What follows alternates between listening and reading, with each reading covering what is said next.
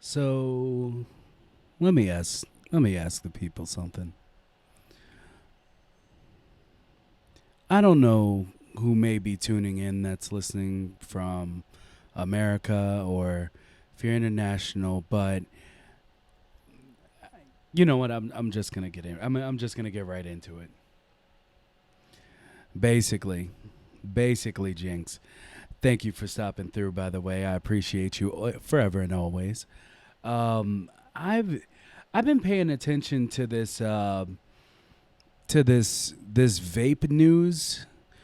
Like, don't never mind the orangutan in the Oval Office. So I'm talking more about, like, I've been paying attention to people post these articles regarding the whole how 3 people have died from vaping, and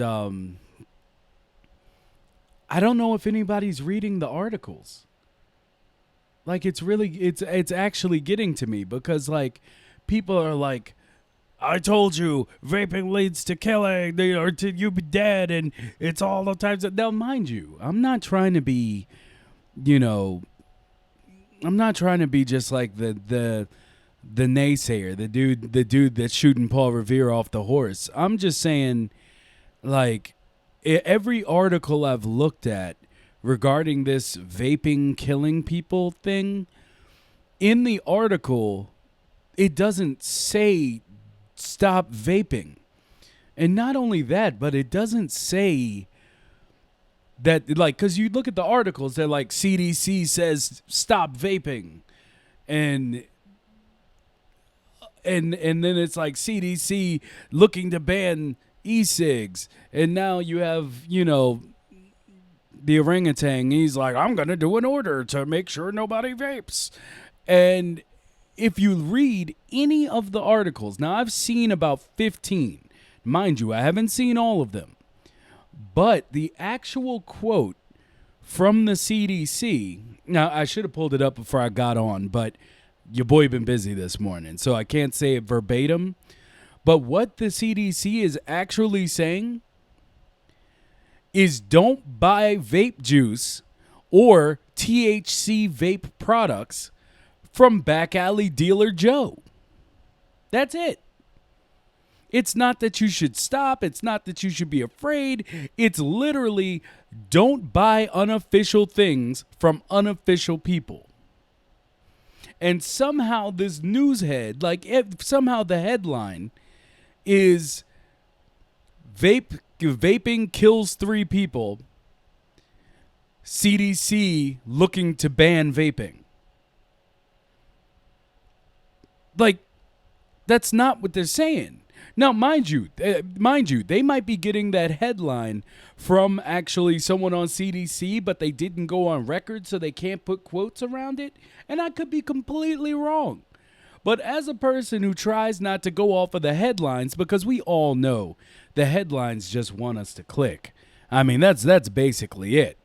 Like, Jinx himself will tell you. It's No, see, the thing is it's not necessarily the flavoring. It's the fact that people are getting like people are buying back alley things, and when you're buying basically the meth lab of e-juice, you have no clue what the hell somebody's putting there. But for an e-juice to be regulated and sold, like most people don't know this. Now, I've been a vape god for quite some time now. But most people don't know that around the time that Big Tobacco found out that they weren't going to win against e-juice, their first tactic that they used was, okay, well then we're going to get our friends in the upper echelon to basically regulate it out of existence. And Big Tobacco actually couldn't regulate it out of business because basically it's too strong. Like it's the industry for it and the wealth to be made from it is too strong. So they couldn't stop it that way. So all of Big Tobacco started buying up all of the biggest vaping companies, like all the biggest vaping companies in e-juice developers, distributors, creators, whatever you want to talk about it. And when that happened, because they created the regulations, a lot of places pretty much had to fold and sell to them. Because do you want to take a guess at how much it costs for a vape company to basically put out a flavor? Just throw me a guess. Anybody. I don't care who. Just guess how much it takes for them to be authorized to sell a specific flavor of juice. Just take a guess. Would you say, a solid 2,000? Would they say, well, Jinx, goddamn. It's not what. Well, let me see here. Phantom. I hope I'm not destroying your name, but thank you for joining. So it's not $1 billion, Jinx. It's actually $1 million per flavor. And not only do they have to do $1 million per flavor, which put a lot of people who were making e-juice out of business. Mind you, that's a good and bad situation. We're talking about how all these articles keep saying, like, CDC says ban e-cigs. CDC says they're trying to ban vaping and it's killed 3 people. But every article that I see, if you read the article, the actual quote from the CDC is, don't buy unofficial flavors from unofficial vendors. Now, as I was saying, they might have taken the headline from something that was said off the record, but that's not what they're actually, like, the headline is completely not what the CDC is saying. So it's creating this outrage against vaping when at the end of the day, what's really coming down to it is that it's completely, at least from the information being provided, as far as the quotations from the CDC and all that shit, it's not that serious. Basically, you got a bunch of people who are, Albert Einsteins in the back meth lab creating stuff, selling it to their friends or whatever.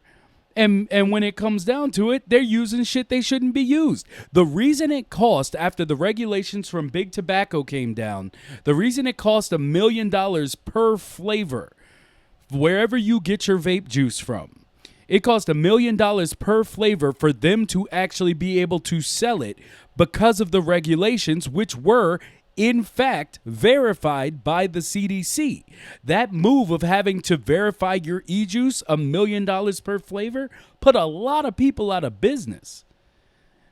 So I just find it interesting, personally. I just find it interesting that there's kind of like this, this whole thing. And Nerd View, I am going to get to your statement. I do see it.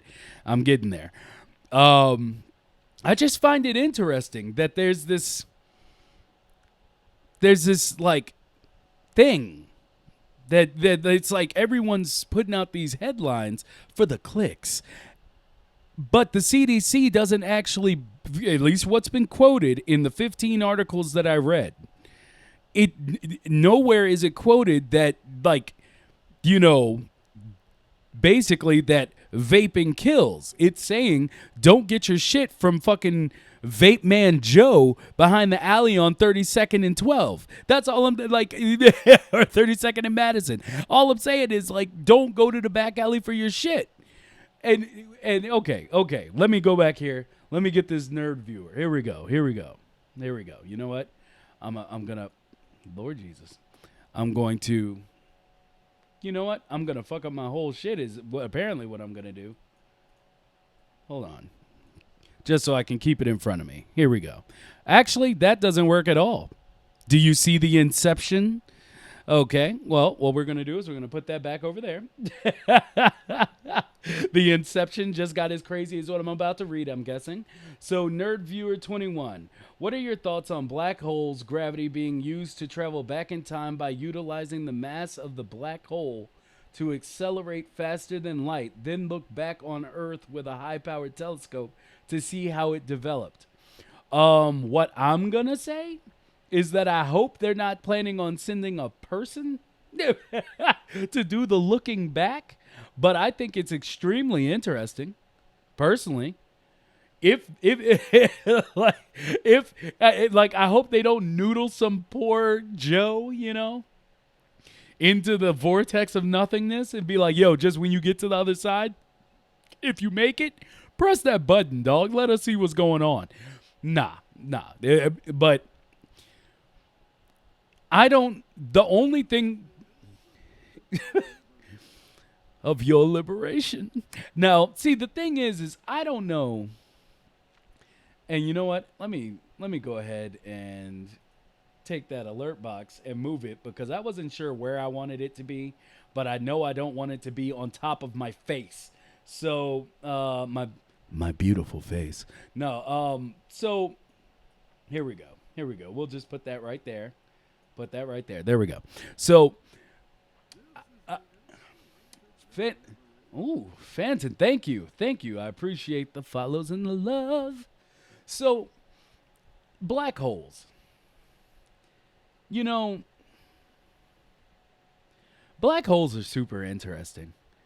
All I know is that the last thing that we've actually... the only thing that, like, we've sent a satellite, or a satellite has been sucked into a black hole, and we lost all communication with that bad boy. Like, that bitch was screaming on its way down, like, y'all did this to me. I don't know if there's even a way to actually go through a black hole without just being decimated. I'm talking like, I'm talking about like Lexington Steel decimated. Like, I don't know if there's any way we could actually get through a black hole. I mean, they made it look pretty in Interstellar, but I don't know. At this time, or at this moment in time, it's impossible to make it past the event horizon without going to hell. Great movie. Anyway, without being turned into a string of atoms. Yeah. Now, what the hell is the possible way around that? You'd have to be able to create something that can withstand the pressure of a black hole and protect those inside of it. It's out of control. I really don't know. I don't know. I mean, the idea would be interesting, but I don't know what you're sending into that bitch. I don't know what you're sending into the, you know, I don't know what you're sending into the black hole that could possibly withstand that level of crush. We're talking like 3 frat boys with a 24-pack crush, like the greatest crush documented in scientific history. I don't know. But to be fair, we don't understand them. We don't actually really know what happens. Well, we understand that we don't know what happens because that bitch crushes. It just noodles. Yeah, it's all theories. But if there was one guy who was like, you know what? I think we can make it through a black hole and survive. I'm sure that they'd send up some black flag, some undocumented thing and be like, yo, let's find the nearest black hole, which we probably can't because everything's too far away from us because the universe was like, yo, let's put these fucking morons out on the back corner or something. But yeah, let's see. There's a lot of theories. A famous one is that some black holes are actually wormholes, and no bullshit, it's possible, which is scary. I actually am I do follow the space quite closely because I don't know if you've ever jumped through here before, but I am a huge conspiracy theorist and mostly around the idea of aliens and UFOs. But I love all of them. I mean, we can go to JFK and all that shit, but basically, I just feel like if there was one person that thought we could make it, they would have already tried to send someone. And maybe they have, which is why they know not to send anyone again. So space is, actually on the most recent podcast that we do on, because this is just me chatting for the fuck of it, because I said that I would try to stream more, at least an hour a day, outside of my podcast days, which are Monday night at 7 p.m. EST and Wednesday at noon Eastern Standard Time. But we were talking about the future of humanity, and I was bringing up that the future of humanity to me is to lose our bodies. I believe that our only way truly into space is completely to take away the organics of ourselves. Our bodies restrict us on many levels that I'll go into in another time or have gone into already on past podcasts. But I believe that when humanity can lose its body, that's when we'll be actually able to go into space in a way that we will achieve something other than floating off into oblivion and dying off as a race. But that's either there. Space is scary, and humans aren't made to be in space. We're not even made to survive in space. So, consciousness is a very broad and crazy topic, bro. I do believe in some sort of ascension too. Yeah, of course. Of course. All logical, rational beings do. Jinx comes in. He says, so I just went to Facebook because this is a topic that my friend is passionate about, and this is not streaming on your FB page. You know what? I actually chose not to have it on Facebook. Just for this one, I don't know what it was, but I was like, you know what? Let me not do it on Facebook today. Let me just hit it up on YouTube and Twitch. Maybe now that was a bad idea. Maybe.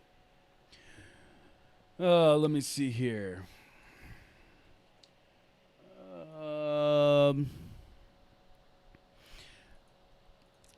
Let's see. So, let's see. So the Alcubierre drive, I hope I'm saying that right. Warp drive or Alcubierre metric is a speculative idea based on a solution of Einstein's field equation in general relativity as proposed by Mexican theoretical physicist Miguel Alcubierre, by which the spacecraft could achieve faster than light. Let's see here. Faster than light. Where did I just leave off? You know, it would be great if it didn't just change everything when I tried to click on this. Yeah, it's a warp drive. Intriguing. All right. Well, I just wanted to get a little bit more information on it before I said anything. But,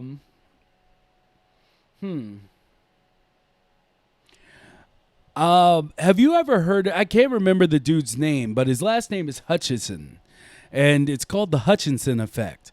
And it's basically a dude who started using Tesla coils and radio waves to make objects weightless. And he was trying to do it so that, trying to turn it into an actual technology that could be attached to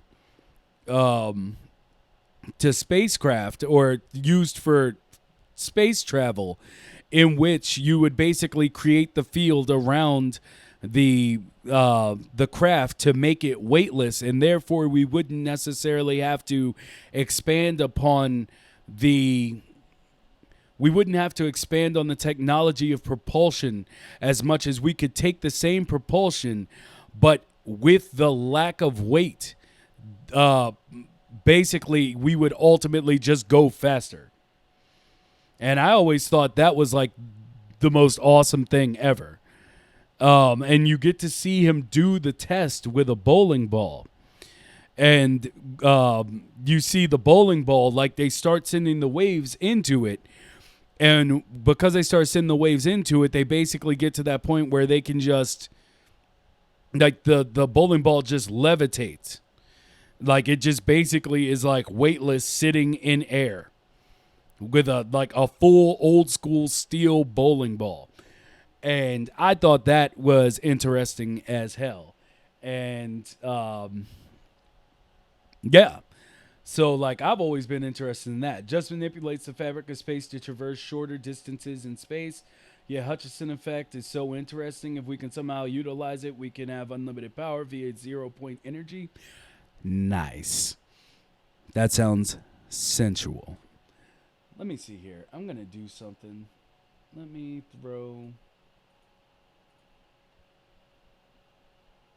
see if I can throw this over top of the capture. Can I throw that over the capture? Yes, I can. And we are good. We are good. Now we're in a digital playground. Okay. Until I fuck it up, apparently. There we go. We're in a digital playground yet again. So that way I can move this over here and stop looking off on the side, which bothers me, but I did not think this through. I forgot I had the background. But anyway. So basically what it comes down to, like, I'm going to wrap this back around because we did kind of get off on space. It's full of sci-fi right now, and it's fantastic. Well, then I guess, yeah. I guess I've already said my piece on the vaping thing, and I'm still looking at this Alcubierre drive, and I'm going to spend some time looking into this because I had heard of warp drives being worked on in real life, but I had not seen anything on it yet. So thank you, NerdViewer21. I appreciate it. I'm going to be looking into this now. Part-time. I know you love me, guy. I know you love me. And I love each and every one of you. So, This Cyber Slut 2077 background is hot. Hot. It's hot. Also have no sound, so sorry. I'm over it. Yeah, my guy be working. He works. He works the long hot hours. Long hot hours, and then he goes home and he takes care of his family. It's my dude right there. So, anyway, what else is going on with you people? And I mean that offensively. No, I don't. And what's going on with y'all today? What have y'all been up to? I came on here hot and steamy, ready to talk about that vape thing, and then we jumped into warping in space, and I was like super interested. What else is going on? Should I? Let me try this real quick. Let me try this. Because I just want to see how it turns out. There we go.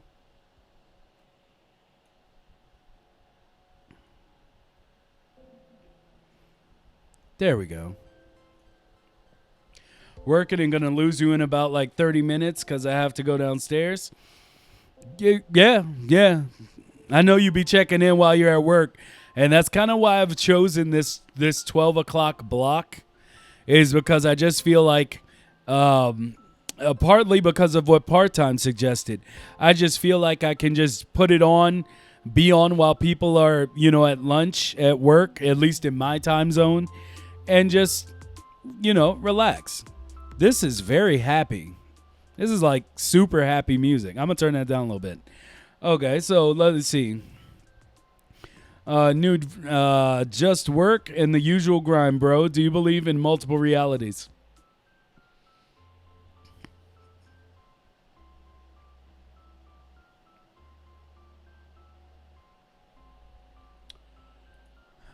I'm going to turn that off because I feel like we got to get serious. Okay, so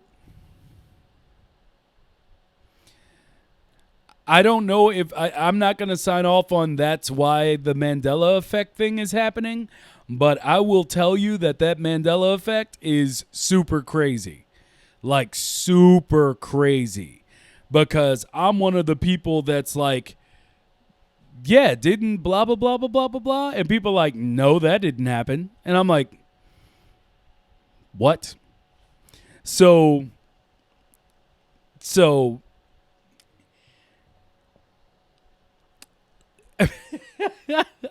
that's why I did not. It's a running thing, Nerd View, and I'm not putting you at fault at all for this. But it's like no matter how hard I may try, I always end up back at a conspiracy thing. Like I always end up at a conspiracy. And anyway, I believe that it's possible that there are multiple timelines or multiple realities. But the way I see it is it's kind of like a if this, then that. Like if there's time travel, and automatically my brain almost just exploded. But if time travel is possible, then there are either multiple realities or somebody broke the machine. Because there's I can't remember the question, but they ask a lot of kids in like theoretical classes and stuff where it's like, if you go back in time, like if you were to go back in time and kill your, one of the people responsible for you existing, would you cease to exist? And in my mind, because if we look at it as time is linear, then you wouldn't cease to exist, because somehow, according to time, that always happened. Like even if you hadn't gone back in time yet, like the you that's thinking of the moment, there was a you that went back in time to kill your dad or whatever. Why you would do that? Ridiculous. But if that's what you would do, like you were already existing in a timeline in which you were born. So you killing your dad would open up a whole bunch of other stuff, but it would have to turn into an alternate timeline. It's the only way that you could have existed to go back in time to do the issue to begin with, like to complete the task set at hand, right? So anyway, we're going to get back to that. I'm going to read some chat. Part-time. He just needed to see the in the seam of my pants line. And wait a minute. Well, hold on. My bro Chad told me about this vape trick he does. He just needed to see the inseam of my pants line, and he was going to show me how to make rings with his mouth. Bruh. Yikes. So I believe there are multiple Steve jails, and they operate in sleeper cells. So basically what you're saying is you believe that number 5 from the Umbrella Academy is real, and that he's outside of time. And so there may be multiples going by the same name. So Steve Jail is like 007, basically. Steve Jail is just the title you get given when you become a time-warping, Epstein-killing, assassin. A time assassin. So let me see. Everything that's possible has happened, and that's scary to think about.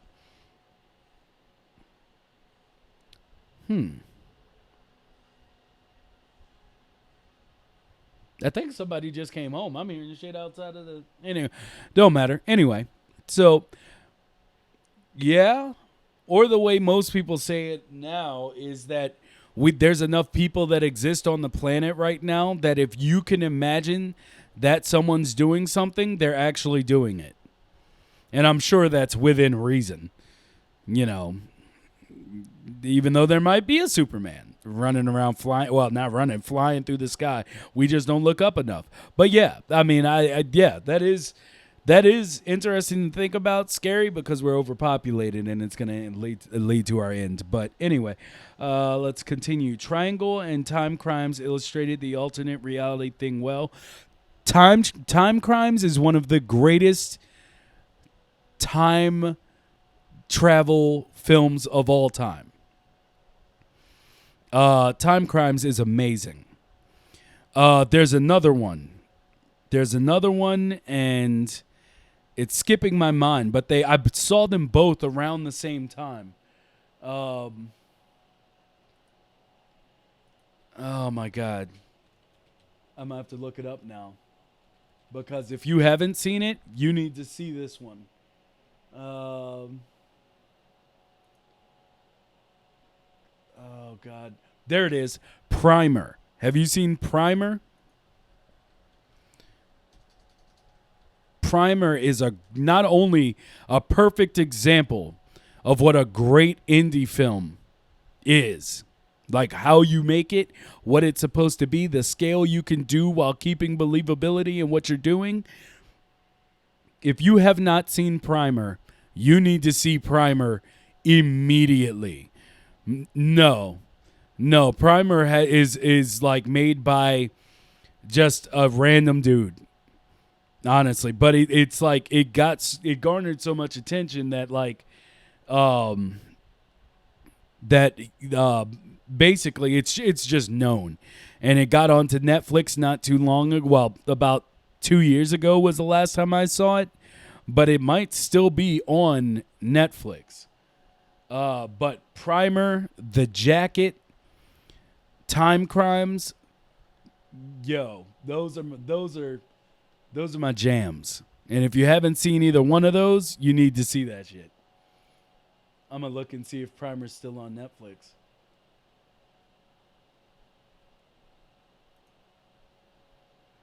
It is not. But this is what I'm talking about here. They made that movie Primer for $7,000. They made it for $7,000. And at the box office, though not a huge release, mind you, it made $841,926. That is return.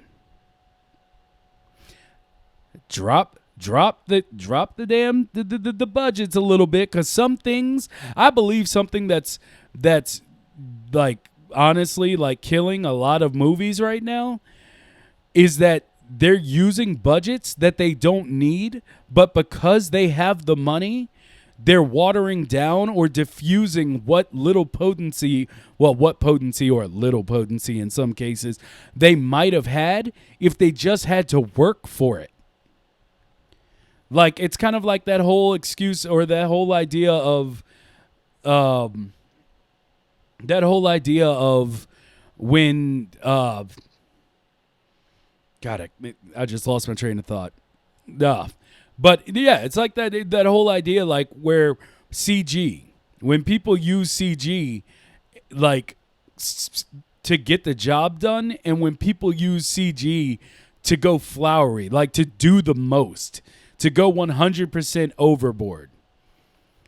So let me go back up because I got caught up on Primer. Nerd viewer came back in. He said, like, think about it. If you think of something bad happening that now has happened in an alternate reality, if they exist. You know, when I was a kid, and I'm not going to lie, I still do it sometimes because I'm still a big kid. When, like, I used to think of, like, I used to always act like I was throwing fireballs and blah, and if I could blow up this and shoot this car with a laser gun, all that stuff. I used to think to myself when I was younger, like, what if all of a sudden I got thrusted into that alternate dimension where all the damage that I imagined doing actually took place? And that amuses me still. That amuses me. To think of that reality where it's just a wasteland. I've destroyed this earth so many times. Like, just over and over. Just sanding that bitch off. It's not even a sphere anymore. It's not even roundish. They're just looking like a half-used eraser. Let me see. Interstellar, Inception, Shutter Island, and Arrival are my favorite movies. Fave sci-fi. Because I'm going to tell you, Arrival is one of the greatest sci-fi movies ever made, hands down. And there are few that kind of keep me from saying it's the best, but I would take Arrival over Interstellar. But yeah. Arrival, I watch it. I'll probably watch it about every 2 months. I'll just throw it on, and it's so amazing. It's like, it's so amazing. Let me see. I gotta remember to message him those titles.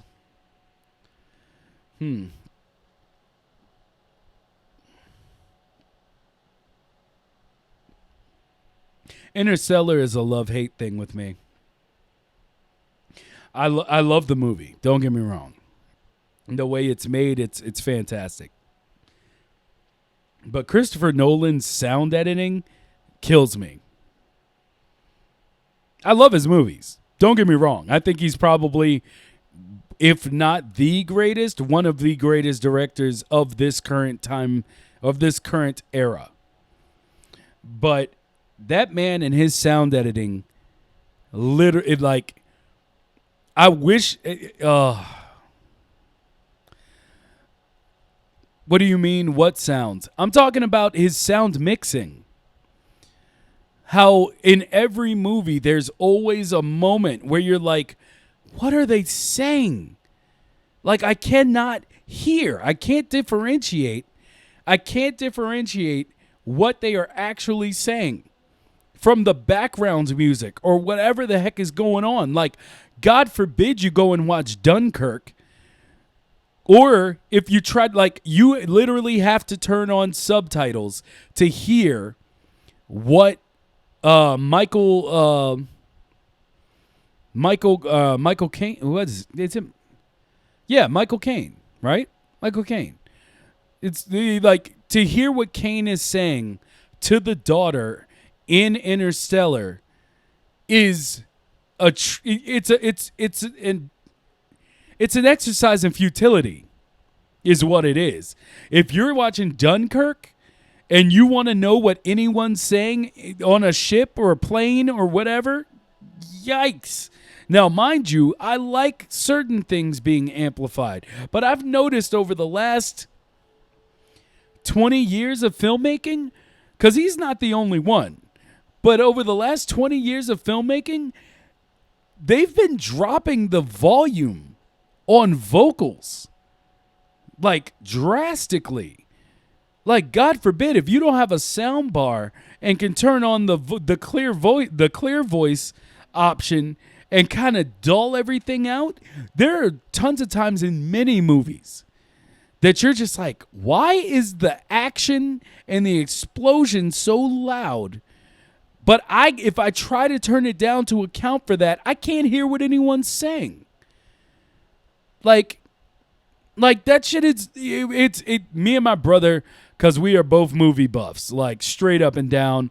We've cleaned out when there were rental stores, when we were growing up, we cleared out entire stores. We are movie buffs. We've been watching, I'm pretty sure that I have watched more movies than probably 99.2% of the human population. I'm pretty confident in that idea. But me and my brother's watched more. Like, he's older. But yeah, it's insane how you're trying to account for sound these days in movies. And it's like, you're sitting there, you're like, okay, I can hear them talking. I'll leave it here. And then all of a sudden, a door will close. Or like, an elevator will ding and open. And you're like, holy shit. What did I do? Like, okay, let me turn it down to account for that. And then you're like, I can't hear the people anymore. I'm going to tell you right now, if you have a sound system, go get Dunkirk. I don't care how you do it. Go get Dunkirk and listen to the beginning of that movie. The beginning of that movie, now I'm going to tell you, it's intense as fuck. It's intense. But try to set the volume to where you think you need it, and then wait for someone to talk and see if you weren't incorrect in the volume that you thought was going to work out. It's insane. But yeah, I mean, there's just always a thing with him, with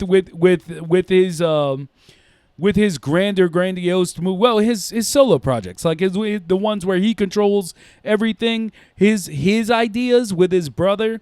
Like, there's always a moment in the movie where you're like, other than the fact, as I mentioned before, he can't shoot action to save his life.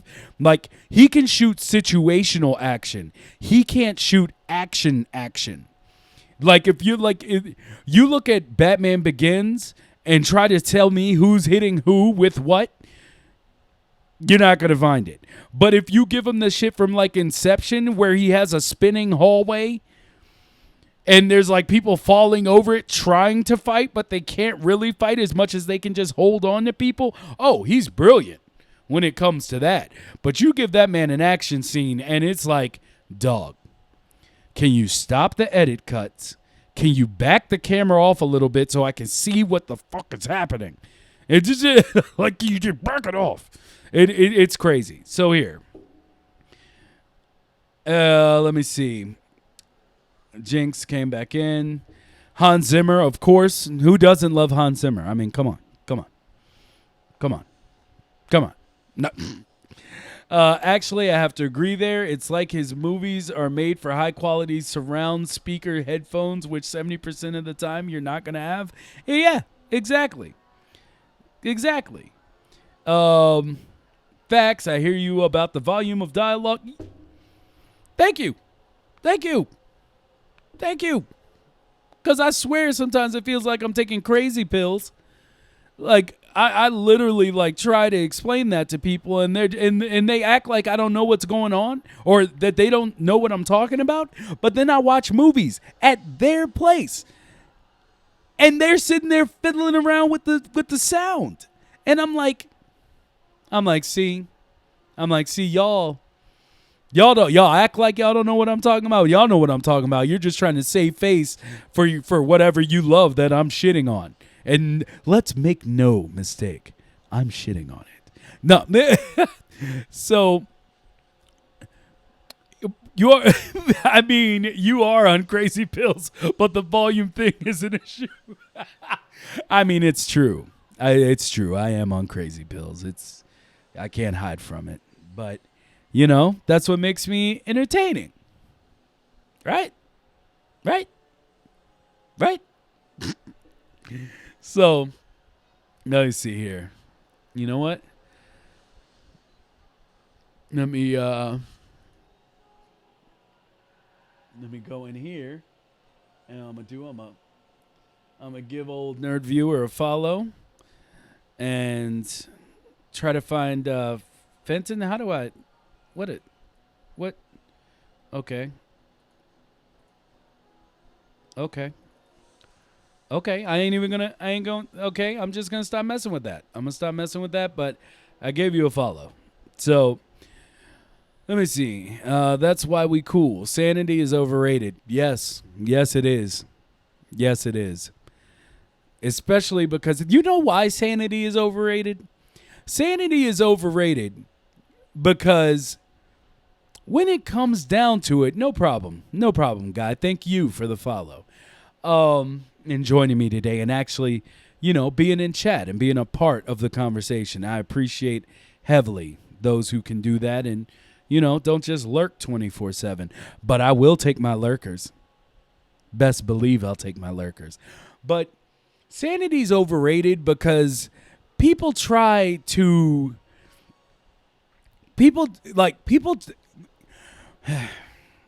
Growing up, in my later years, because I'm an old fuck, I'm about to, dust away out here. I'm so old.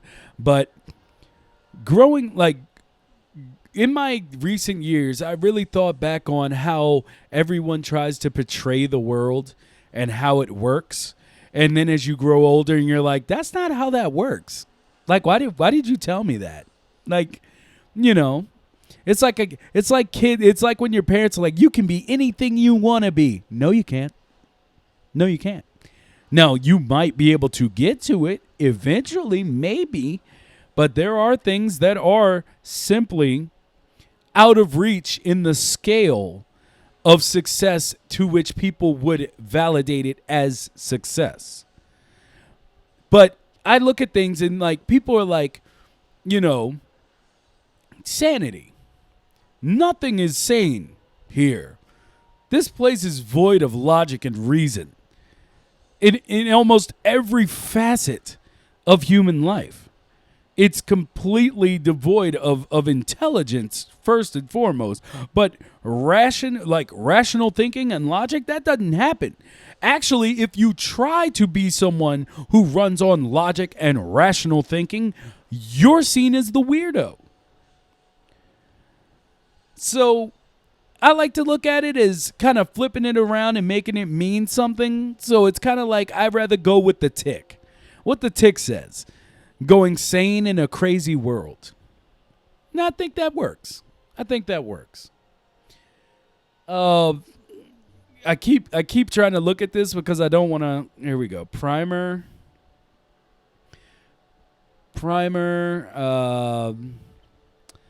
The jacket. And what was the other one? You know what? You like zombie stuff. I'm just going to throw another indie joint on there that you probably never heard of called The Battery. The Battery is another example of not going above and beyond your budget. What it means to actually make an indie movie that's so well thought out simply based on the materials and resources that are available to you. And I'm not shitting on anybody when I say that because it's hard. It's hard. We all have so many stories from grandiose to big, and we want to tell the big stories. It's only inherent, and it's part of being human. But the thing that can ruin an indie film quicker than anything else is not knowing the scope that you're actually able to achieve. It's what make your it's honestly what makes your shit look horrible. Cuz I'm sorry, if you're trying to tell a sci-fi on a spaceship in space with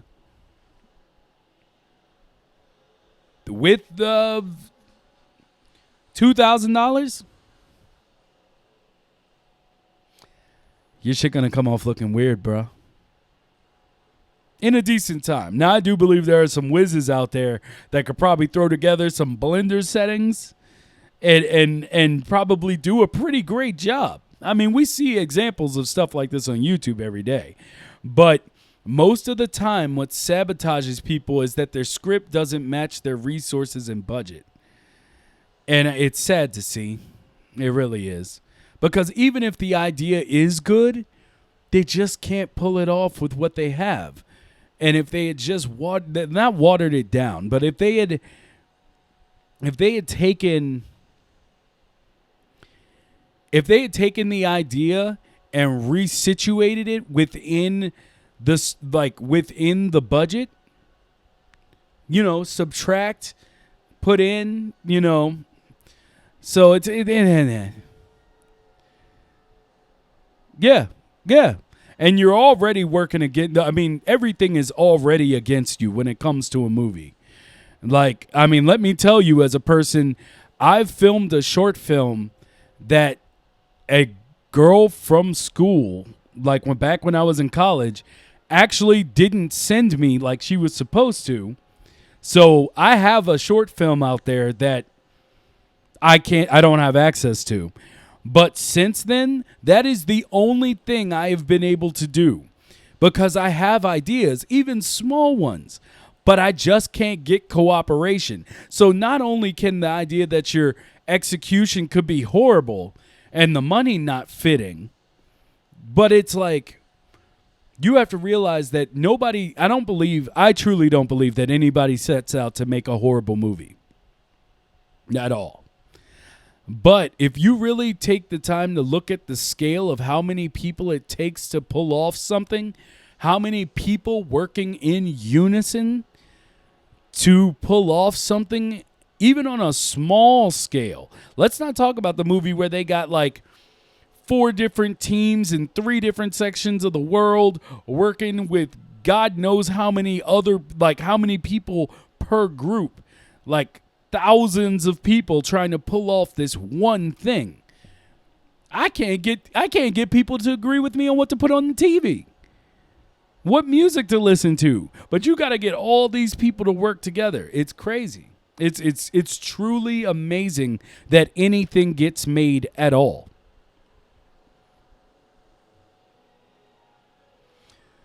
Let's see. Paranormal Activity is an example of it going right. Such a small budget, yet they did so well. Yeah.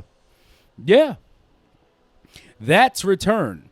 When you spend like $10,000 on a movie and it makes $100 million, that is return. And that, ladies and gentlemen, is why we've had 5 of them.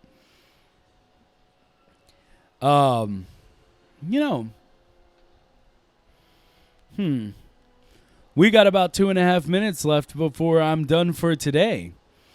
The reason I'm making this face is because I really, really, really kind of wanted to get into the new Child's Play, which I have watched now. But maybe I'll save that. Maybe I'll save that for tomorrow's talk.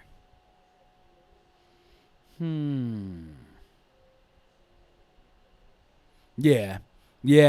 I think I'll save my review of the new Child's Play for tomorrow. Yeah, tomorrow at noon, if anyone's around. Oh, thank you. Hey, can't wait. Because I want to talk about Mark Hamill doing the voice of Chucky. But I digress. We'll get to it.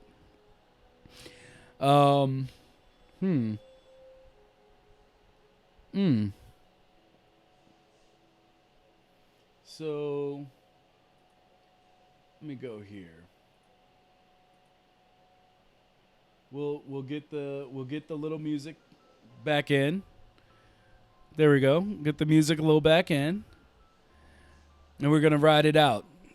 This is a solid minute. Let me see who's online. Maybe I can pass you off to somebody who I know will treat you right. Actually, I do have someone to pass you off to.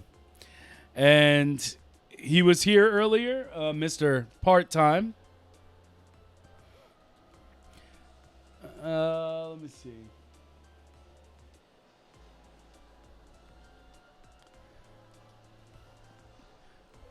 There we go.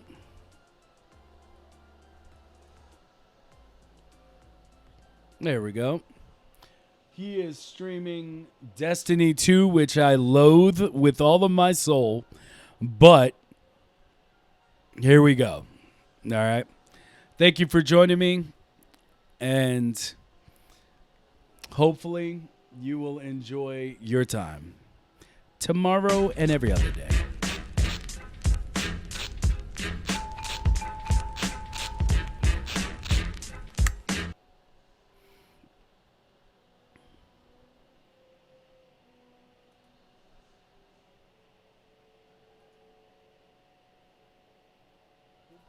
You were just like, my shit fucking sucks.